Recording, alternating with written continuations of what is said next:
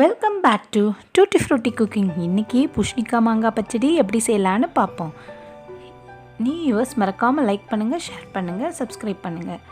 Yellow பூசணி 200 gram எடுத்துக்கலாம். 75 gram புளிப்பு மாங்காய், ஒரு 7 பச்சை மிளகாய், ஒரு 3 டேபிள் ஸ்பூன் தேங்காய், 1 ஸ்பூன் கடுகு, ஒரே ஒரு பச்சை மிளகாய். இப்போ இதெல்லாம் இந்த மாதிரி குட்டி குட்டியாக கட் பண்ணிவிட்டு குக்கரில் சேர்த்து வேக வைக்க போகிறோம். பூசணிக்காய், மாங்காய், 6 பச்சை மிளகாவை 2ஆக கட் பண்ணி போட்டுக்கலாம்.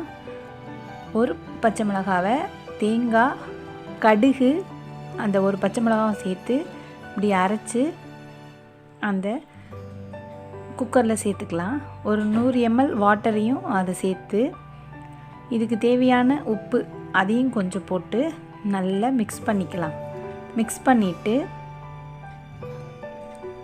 2 விசில் வரா மாதிரி குக்கரில் வேக வச்சு எடுத்துக்க போகிறோம். இது நான் கொஞ்சம் பெருசாக கட் பண்ணியிருக்கேன் குக்கரில் வேக வைக்கிறதுனால. இது நீங்கள் டைரெக்டாக வேக வைக்கிங்கன்னா குட்டி குட்டியாக கூட கட் பண்ணிக்கலாம். வேக வச்சு எடுத்துட்டோம்னா நமக்கு சூப்பராக புஷ்ணிக்காய் மாங்காய் பச்சடி ரெடி ஆகிடும். இப்போ வேக வச்சுட்டேன், 2 விசில் விட்டு எடுத்தாச்சு. நல்லா எல்லாம் பழம் போல் வெந்திருக்கு. வேகமாக அழுத்தி மிக்ஸ் பண்ணால் நல்லா குழஞ்சிரும். நான் எனக்கு இப்படி முழுசாக வேணுன்றதுனால அப்படியே வச்சுருக்கேன். இப்போ இதுக்கு ஒரு தாளிப்பு கொடுத்துடலாம்.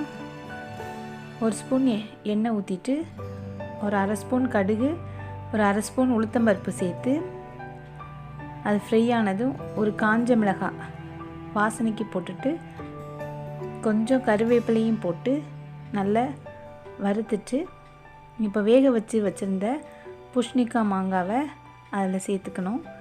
லைட்டாக ஒரு பெரட்டி ஒரு 1 மினிட் இருந்தால் போதும். பெரட்டிட்டு எடுத்தோம்னா நம்மளோட பூசணிக்காய் மாங்காய் பச்சடி சூப்பராக ரெடி ஆயிரும்.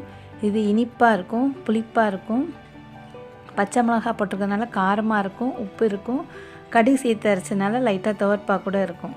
அதனால் சூப்பராக காம்பினேஷனில் இருக்கும். இதை செஞ்சு பாருங்கள். இந்த வீடியோ பிடிச்சிருந்தால் லைக் பண்ணுங்கள், ஷேர் பண்ணுங்கள், கமெண்ட் பண்ணுங்கள். இதாங்க பூசணிக்காய் மாங்காய் பச்சடி. தேங்க்ஸ் ஃபார் வாட்சிங்.